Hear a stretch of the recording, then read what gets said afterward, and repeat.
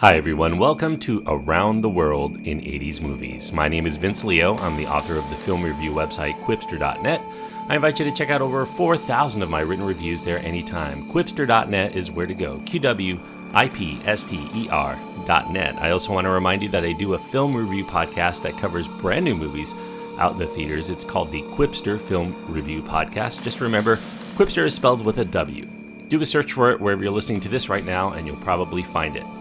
Today we're going to be kicking off a new series of films from the 1980s, primarily the Nightmare on Elm Street films. And of course I'm going to start off with 1984's original, just called A Nightmare on Elm Street. It's a Wes Craven film. He wrote and directed it.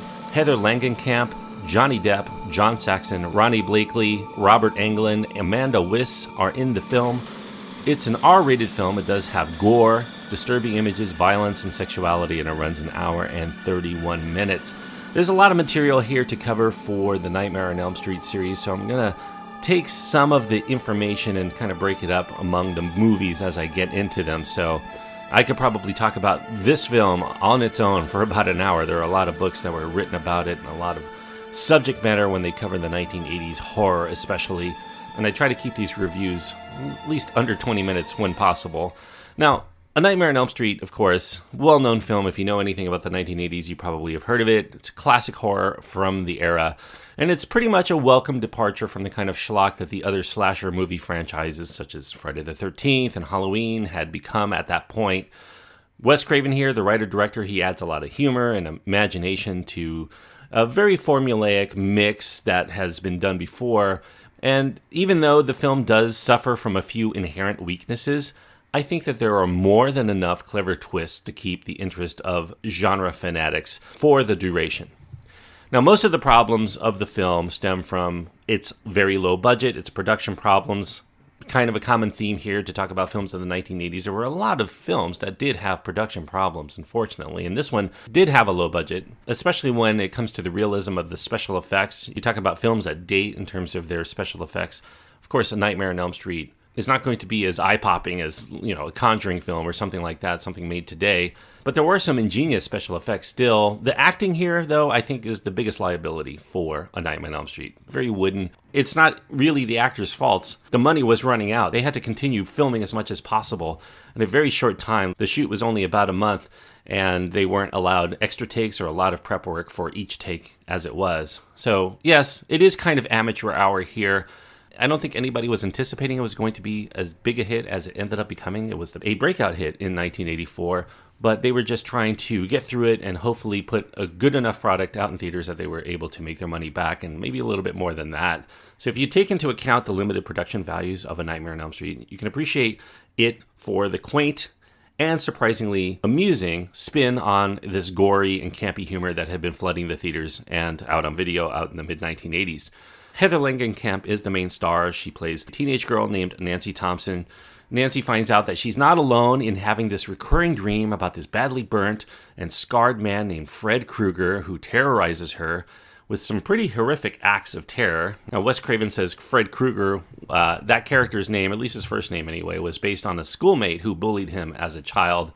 And what's even more scary for Nancy is that her friends are starting to die mysteriously, and she's sure that if she were to fall asleep and to have that nightmare again, that she's going to be next in line to be a victim because they're having that dream as well, and sometimes they don't wake up out of that. Now, her parents think that there's something wrong with her, and the local police can't believe a word of it. Her father is a member of that local police. She ends up having to fend for herself, but she can't stay awake forever. She's going to have to confront her nightmare eventually. Now, Wes Craven claims that the inspiration for A Nightmare on Elm Street came from this childhood incident that he had as a 10-year-old. He was in Cleveland. He heard a noise outside of his window. He looked out of that window and he saw this strange man who was wearing this hat, a fedora, just like Freddy Krueger does in this film. He was possibly a transient. He ended up staring back at him and kind of making his eyes bigger as he made eye contact with the young boy. And then he started walking towards him, which really scared him. And then a young Wes Craven looked out again and he was closer and his eyes got bigger and it looked like he was going to come to the door. And he didn't, but it scared him as much as anything has scared him at that point of his life. And he always remembered that. Now, as Craven was developing this into a screenplay, of course, in the early 1980s, he based some of the nightmares on that experience. He had also been reading in the Los Angeles Times at the time about this Cambodian boy who was deathly afraid of falling asleep because he was terrified of this recurring dream of this man that was out to get him, kind of related to that. But the boy ended up dying when he went to sleep. The parents really kind of forced him to go to sleep. They gave him sleeping pills, which apparently he didn't take, but he still went to sleep, never woke up. He died in his sleep. And there is also this report that Wes Craven was reading this Los Angeles Times story, another one of the early 1980s. Several immigrants from Southeast Asia that were living in Southern California in the Los Angeles area had mysteriously died after reporting that they had been having similar nightmares in this condition that they have dubbed SUNDS, S-U-N-D-S, sudden nocturnal death syndrome. And from there, Wes Craven eventually took all of those elements and he built upon these notions of shared nightmares, that there might be a Grim Reaper type who could control dreams and come to harvest people while they slept and killed them in their dreams. And so he ended up spending about 4 years to try to produce a script. He researched dreams and nightmares and their effects at the sleep clinic at UCLA. And all of that research and all of those ideas went into this script, which really makes it somewhat unique among the slasher films of its era. Now, once that script was finished, Craven ended up trying to shop it around to major studios. And despite all of the work that he put into it and the ingenuity, no major studio was interested in it still. Until he went to this slumping, basically a film distributor called New Line Cinema at the time. They were this indie and foreign distribution company that was on the fast track to bankruptcy. They really ended up having to try to take a chance. And eventually, because of the success of this film, they saved their company in the process. A Nightmare on Elm Street would prove to be a huge success. It saved New Line Cinema with their first major release in cinemas. It was the first one to really go wide, and it took in over $25 million at the U.S. box office in 1984, which doesn't seem like a lot nowadays, but for a film that cost less than $2 million, that was very significant, and it would garner even more sales and rentals over many years after the film's release on the home video market. It really took off after that. The slasher film had begun to seemingly peter out during this period, yet Wes Craven did manage to inject new life by taking the traditional serial killer of the masked thug into the realm of a charismatic but still menacing man who could terrorize individual children in their sleep, and no one would know because nobody else is experiencing that dream, and they would not believe them even if those children told anyone because they feel it's just a nightmare. And that all taps into this fear that we as humans all have of this place where we feel the most vulnerable, this place where we can perceive emotions and fears, but in which we have seemingly very little ability to control them. The film was such a phenomenon that horror films, henceforth throughout the 1980s, seemed to also dabble far more into those trippy realms of the supernatural and the surreal. Now, this is the first of what would become a long and lucrative film series that also spun off into TV shows and comic books and all of that stuff. So a lot of the credit goes to this film in particular for kicking off a lot of the good scares that came down the road. It's also the first film to feature the future megastar, Johnny Depp. He plays a very prominent role here as Glenn, who's kind of the boyfriend of Nancy. And Johnny Depp really got the role in place of some people that were interested but didn't end up getting it. Up-and-coming stars who were offered the role, but they wanted too much money. Charlie Sheen, John Cusack, Kiefer Sutherland, C. Thomas Howell, and Nicolas Cage had a chance for the role, but the money wasn't worth their while. Now, Johnny Depp was a friend of Nicolas Cage. Cage ended up suggesting Depp for the role to Wes Craven, who was going to go with somebody else still, but Craven's daughter thought he was so fetching and really beautiful that she told her dad, "You should pick Johnny Depp," and the rest is history. Now, Johnny Depp here, he doesn't really have a lot of the charisma that he would come to be known for later when he started doing a lot more character work and lead character work. He was not a professional actor at the time that he made this film. He really was trying to make it as a rock musician and did a lot of things as his day job on the side of very little consequence. So this was kind of a revelation here for him to become a movie star eventually. Now, Heather Langenkamp, she's another newcomer to feature film work. This was her first feature film. She has a very nice screen presence playing Nancy Thompson, the heroine. She also beat out the likes of future stars who had auditioned for the role: Demi Moore, Courtney Cox, Jennifer Grey, and Tracy Gold. If you remember Growing Pains, sometime later she played Carol on that show. Now, for the role of Freddy Krueger, Wes Craven initially had in mind that he did not need a professional actor for that role. He was going to work that role with a stunt person in a non-speaking part. He wasn't supposed to have any lines of dialogue. But as his story progressed, he started to give the character a little bit more shape, a little bit more personality, to the point where the stuntmen that he had been auditioning really weren't clicking with the extra work that he had in mind acting-wise for that role. So he felt he needed, at that point, a professional actor. And Robert Englund had been cast in what would prove to be his defining role for that actor, although his character only has about 7 minutes of screen time here in this film. You would think that he was in this film a lot more than he ends up being. Out of the 91 minutes, he's only in 7 of them. And that was intentional by Craven because he thought it would be more menacing if you left his visage left to the imagination for the most part, kind of like Spielberg did with Jaws in the mid-70s. John Saxon here, he's perhaps the most out-of-place actor, but he was the only known actor in the group. He plays Nancy's father, who doubles as the cop on the case. John Saxon was chosen for the film because he was that known actor, and his involvement helped in securing financing, especially because he would increase the film's appeal to foreign markets, which was something that New Line Cinema, as an indie and foreign film distributor, were very keen on at the time. Now, Nightmare on Elm Street not only gives you those quality scares, but it adds a lot of comic relief, which is why a lot of people find those films so entertaining, and that would become the formula for all of the future movies in the series. Freddy Krueger doesn't really dispatch his victims until he has had some dark and dastardly fun at their expense, and that's part of the fun of watching the film, even though it is kind of terrifying, I suppose, if you're watching this, especially as a young child. Now, this film, because of the budget, really was the least visually impressive of all of the Elm Street films in many regards, but I do think that they are eye-popping enough. They get a surprising amount of mileage, nonetheless, on that limited budget. Now, there is a reason, other than just being a complete psycho, that Freddy Krueger is killing the teenagers that inhabit Elm Street, although the hows and whys are not really made clear here. Wes Craven originally envisioned Freddy Krueger as this child molester when he was writing his original script, but he ended up changing his mind after reading, again in the paper, of several cases of actual molestation cases in the news. He didn't want to seem like he was piggybacking off of that sensationalism, and he didn't want to seem too callous to the plights of people who were actually being molested or exploitative to the real-life victims. Freddy Krueger ended up being turned into a child killer, and that seemed to be menacing enough for the character. It didn't need that sexual angle to it. As far as the makeup of Freddy Krueger, his appearance, the stripes that are on his sweater were meant to be an homage to this character called Plastic Man, who is this shape-shifting, elasticized superhero from the pages of DC Comics. He was known for, whenever he turned into something else, he would maintain his red and yellow striped attire.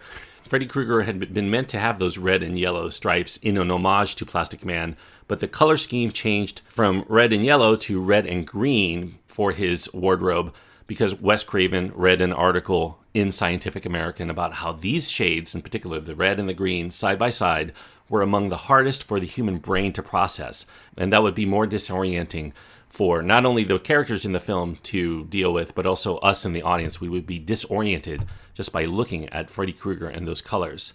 Krueger's scarred face and the scars all over his body had been inspired from the look and the consistency of pepperoni pizza. Makeup artist David B. Miller had been eating and observing while he was looking at his pepperoni pizza, and that prompted him to go to Craven to try to change the original idea of Freddy Krueger as having sores all over his face that were oozing pus, to developing the look of having dark and fresh-looking scars that were akin to burned victims. Now, from a thematic standpoint, the film explores some interesting areas. For instance, the divide that teenagers feel toward their parents, especially in how the sins of their parents end up getting passed on to them, their offspring, in ways that they never really intended, because a lot of the Freddy Krueger story is a revenge story for the parents who ended up getting revenge on him for his deeds, which is a very interesting notion. It reminded me a lot of Stephen King's It in that way. Now, as with many teen films of the 1980s, parents are usually absent, or they're mostly checked out, as they are here, from the lives of their children and what those children are experiencing. They're pretty much on a daily basis away from their children, or they're uninterested, or they're drowning out their miseries with alcohol to the point where they don't want to feel anything at all. It's very common to find in teenage films during this period. And beyond that, it also taps into that fear among adolescents of having to deal with the less sheltered and the scarier world of adulthood. They're on the verge of leaving their current environments to try to fend for themselves in this world that could easily chew them up and spit them out if they don't remain alert to their well-being. And that really drives home those feelings of dreams. They have to remain alert, or the ills of the world, embodied in Freddy Krueger, are going to get them. As some critics tend to praise A Nightmare on Elm Street as a truly great horror film, and I do think that it's great, at least conceptually, in what they tried to do and what they successfully achieved in, I do have to respectfully curb my enthusiasm for the film as it stands as a whole, as much as I do admire it in a great way, and I especially admire Wes Craven as a filmmaker. It does achieve some cheesy thrills. It has refreshingly realized dream sequences. However, I do think from an objective standpoint, the weak acting, sometimes an unintentional laughs, tend to make the overall experience somewhat less for people who are looking at this with an objective eye. So I wouldn't exactly call A Nightmare on Elm Street a masterpiece, but I would say it's fun schlock, and as fun as schlock as there is in the 1980s. So my critical side is always at odds with my fanboy side for this particular film in this series. I love it in so many respects, and yet as a critic, when I have to sit down and actually type up my review and assess everything altogether, it's a cut above a lot of the other slasher films. But it's not really up there, not nearly enough to become like a top 10 best films of 1984 for me, despite the fact that I watched this film about as much as just about any other horror film of the 1980s. So if you want a film to get together with your friends and have a blast with, this is the movie for you. If you're looking for that movie that's really going to scare the daylights out of you and keep you up for days on end, maybe it falls short in that regard. I don't think Wes Craven was really going for that anyway. He really wanted to make an intense but fun film that he would enjoy if he were a member of the audience. So it's a half-baked premise, but Craven runs with it for all it's worth, and he's really crafted one of the more engaging low-budget films of the 1980s, even if it never really remotely approaches the kind of masterwork of horror status that some horror aficionados, especially nostalgic ones, proclaim it to be. So I'm going to give A Nightmare on Elm Street 3 stars out of 4. 3 stars on my scale means that I do think that this is a worthwhile film if you're a fan of horror movies, especially of horror movies of the 1980s. I'm sure if you're a huge fan of horror, especially if you're nostalgic, you'll probably give it like a 4-star because this is going to be a favorite film for you. And certainly I would not scoff at that at all. I can easily see why this would be a great favorite film for many people. But for me, and if you know me, I try to be absolutely fair when it comes to films. You'll know that a 3-star movie, especially for a slasher movie, is very high for me, generally speaking, because they tend to rely much more on formula in the way that they deliver the goods and sensationalism rather than storytelling, to the point where I'm not as interested in seeing just people getting killed. I need a little bit more than that. And A Nightmare on Elm Street does give me more than that, but not enough to give a 4-star rating to. So thank you everyone for listening. I hope that you enjoyed the review. If you did and you have your own thoughts on this film, you can find my contact information at my website, quipster.net, QWIPSTER.net. Of course, as I mentioned, I'm going to be continuing the Nightmare on Elm Street series as we go along with the follow-up that came out just the next year, A Nightmare on Elm Street 2, Freddy's Revenge, which was a little bit more comical take. And I haven't seen this one in a little while, so I'm very eager to get into it. It's kind of more of a forgotten film in the Nightmare on Elm Street series because it's the most different, I think, in the formula than the rest of them for a variety of reasons, including the fact that it is mostly a comedy. I'll be checking that out next week from 1985, A Nightmare on Elm Street 2, Freddy's Revenge. For those people who watch these films along with me, check that out before next week, and we'll get to the review. Until next time, thanks everyone for listening and joining me on this journey around the world in 80s movies.